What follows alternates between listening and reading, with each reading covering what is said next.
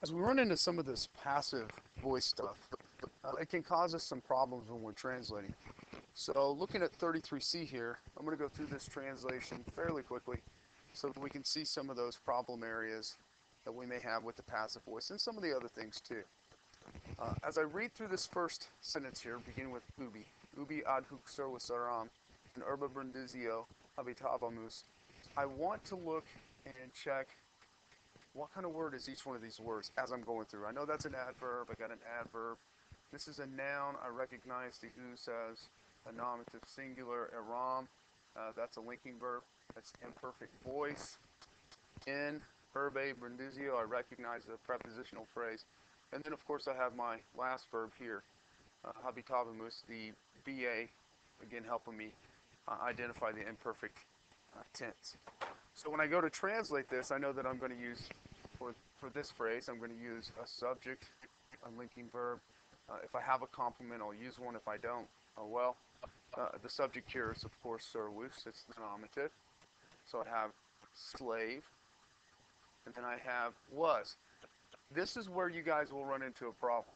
If you just look at servus, put it as the nominative, and use seram, or aram, you know it means was, you're going to have when the slave was, and that's not going to work out. You have to look at the verb too, and you just like you're looking at case, number, and gender with the noun, you have to look at the person, the number, the tense, the mood, and the voice for the verb. This is first person and singular, aram. So the subject is I. The linking verb is was. So what do I do with servus? Well, it's nominative and it's singular, just like I is nominative and singular. So it becomes a complement. It becomes a complement for the understood subject I. Translation for that part of the sentence: when I was still a slave. And again, I don't get that unless I look at that verb and decide what person it is, what number it is, what tense it is. I have to look at those verbs. I have to look at the nouns. Moving on, I get in the city of Brundisium. That's my prepositional phrase. And then once again, looking at this verb, I see that it's first person and plural. It's not first person and singular like this one was. And if I don't stop and look at that verb, I'm going to miss it. I have to look at the verb. I have to look at the endings. I have to decide what tense it's in. I have to decide what person it's in. This one, first person, so the subject is we. BA says that it's was or were. We were. Uh, habito is living. We were living. And then prepositional phrase, in the city Brundisium. But again, if I don't stop and look at those verbs, I'm going to have some problems. Reading through the next one, as I read through, I'm going to tell you what I recognize. I recognize that illa and tempora go together. That's a pretty common ablative of time at that time. Melissam looks like it's accusative. Amabam is first person singular and imperfect tense. Onculon looks accusative. Pulcherimon, adjective modifying anculon. Quai, going to create a qui quo clause or a relative clause. In villa rustica, prepositional phrase. Habitat, main verb of that quai clause. That's what I recognized as I read through. And when I go back, I'm going to find that I have a few issues to deal with. We're okay with the at that time. As an ablative of time, we're good shape. When I get to the subject of amabam, it's I. And was or were, because of the BA, was loving. And now I have an accusative, Melissa. The problem is this guy right here. What do I do with it? Does it really have anywhere to go? Well, it does. We call this an apposition. Onculum is a noun. It's the same case and number as the other noun. It's called apposition because it's going to tell me more about Melissa. I was loving Melissa, a most beautiful slave woman. Quai is going to go all the way back to Melissa as well, referring to who she is as well. So this being nominative, who is going to be the subject? That should be habitat, bot. That should be bot, B-A-T. The BA in there is going to make it was. and then living in the Villa Rustica. Now once again, I looked at all my verbs. Even though I have a typo here at habitat, I was able to recognize it because I've had imperfect tense up to this point. I'm not going to have a present tense there. Translation of this entire thing is, at that time, I was loving a most beautiful slave woman who was living in a Villa Rustica.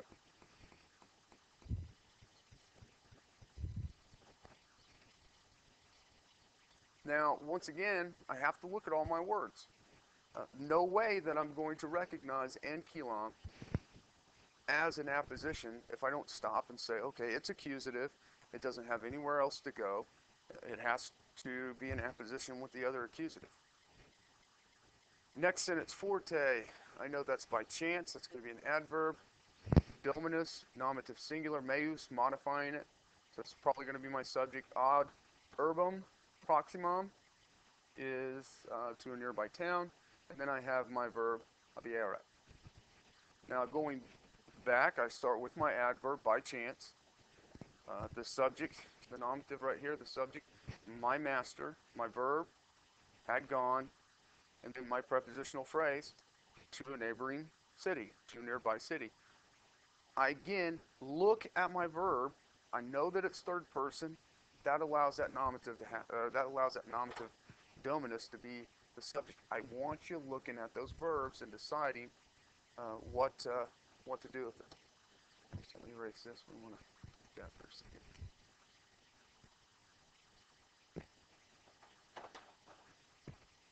When I get to ego, ego is nominative singular of I. Egotor is a conjunction. Melissam looks like it's going to be accusative and singular.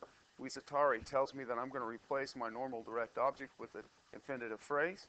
Constitui, I have to recognize, remember we have S, U, V, X, and a long mark for our perfect markers. There's a U right there. And that falls in that perfect marker. I recognize that as a perfect tense verb. So continuing on, I have solus, that's nominative and singular, but it's an adjective. It doesn't have anything to modify. There's no nominative there. Figure out what to do with that. I get over here to ire, infinitive, nolui, again, perfect tense. It has that U, perfect tense of nolo. Anytime I get wolo or nolo, I'm going to expect to get an infinitive, just like I do here. When I go back to start my sentence, I have a subject, which is I. Does that match my verb? I'm going to look right now. Constitui is singular. It is first person. I makes sense. So subject is I.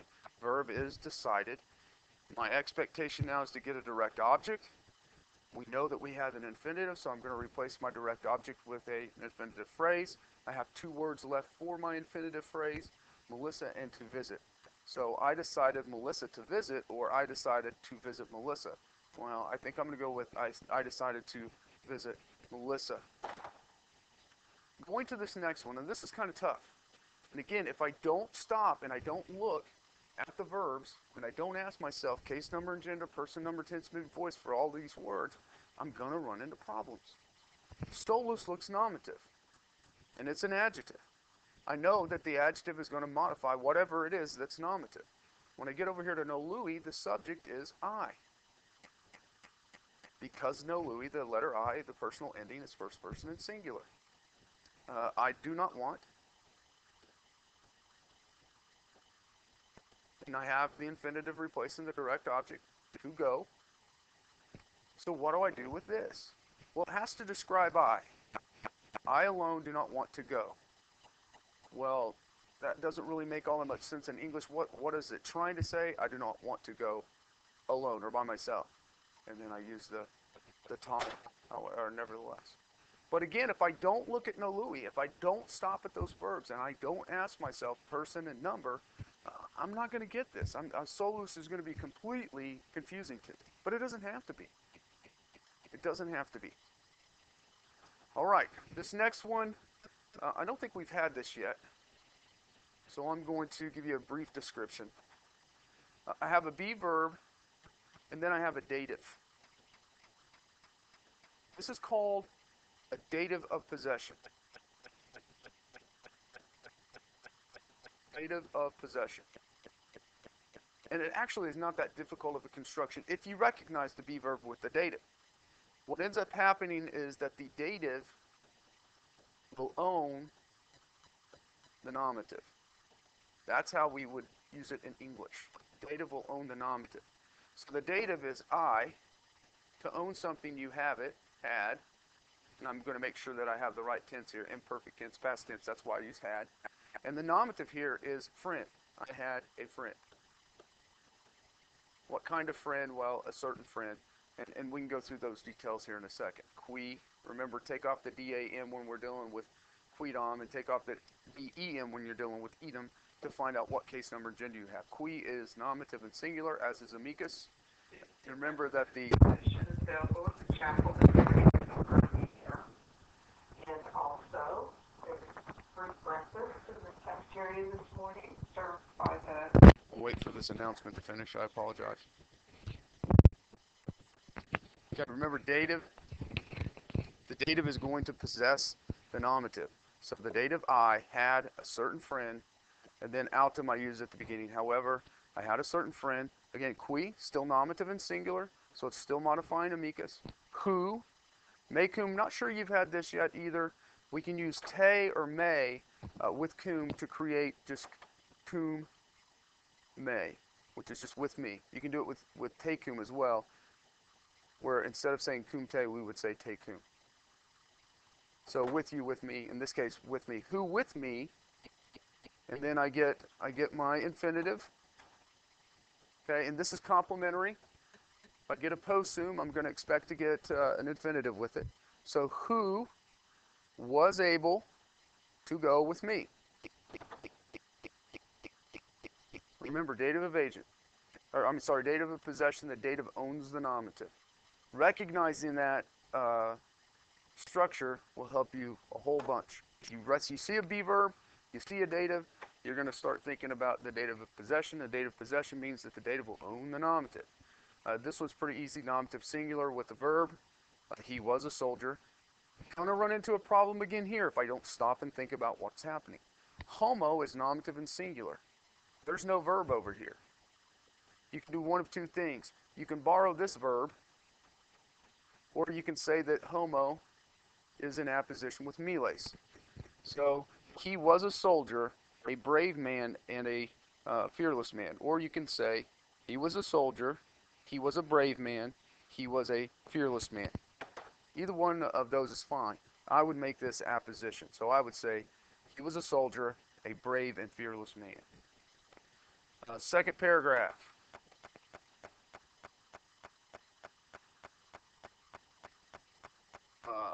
Again, we're going to have some problem areas here if we don't recognize the passive voice in this paragraph. Media nocte, I recognize that as a pretty common ablative of time in the middle of the night. We departed. We, moose, departed, that's the perfect tense. I recognize this because it's a third principal part. Luna looks like it's nominative to me. So the moon is going to be doing something. Here's a verb, was shining. This tomquam phrase right here is creating a simile. The moon was shining as if it were midday. So anytime we get to tomquam, and we're going to get another one here in a little bit down here, it's creating a simile. You're comparing two things, most of it. We can translate it as if. We can translate it as just like. You're just creating a simile with that tomquam. When moose, that is perfect tense. I don't have a long mark here, but I should. It is first person and singular, so I know that we came. I've got a prepositional phrase. God sepulchra. To tombs. I have prope viam. Near the road. Sita doesn't have anywhere to go. If I recognize this as a fourth principal part, meaning positioned, then I can say, okay, this is nominative and singular and feminine, which I don't have anything in that sentence that would be nominative and singular at all, or it's accusative and plural and neuter, or nominative, plural and neuter. It could be plural and nominative because of moose, but not neuter, because we're dealing with two guys. So it has to be accusative, plural, and neuter. The only accusative, plural, and neuter I have is a sepulchra. So I'm going to have a participle phrase right here. we came to the tombs which were situated near the road. That participle phrase, I'm not going to recognize it if I don't know my fourth principal parts. So very important that I recognize A, that is a fourth principal part, perfect passive participle, and B, it creates a participle phrase.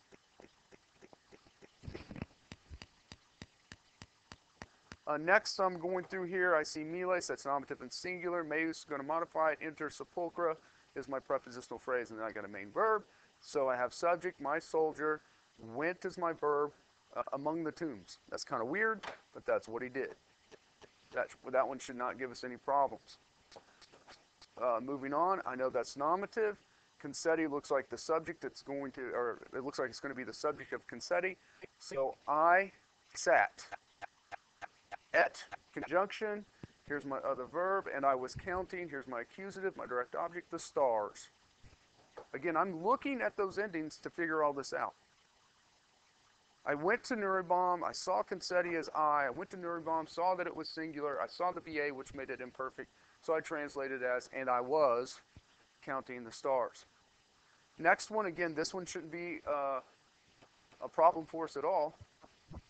We have the adverb, we have an accusative with an adjective, and then we have our main verb.